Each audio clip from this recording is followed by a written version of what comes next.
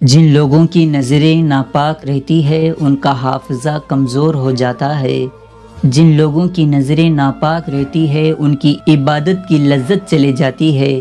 جن لوگوں کی نظریں ناپاک رہتی ہے وہ لوگ ذہنی طور پر اور قلبی طور پر تھوڑے تھوڑے پریشان رہنے لگ جاتے ہیں۔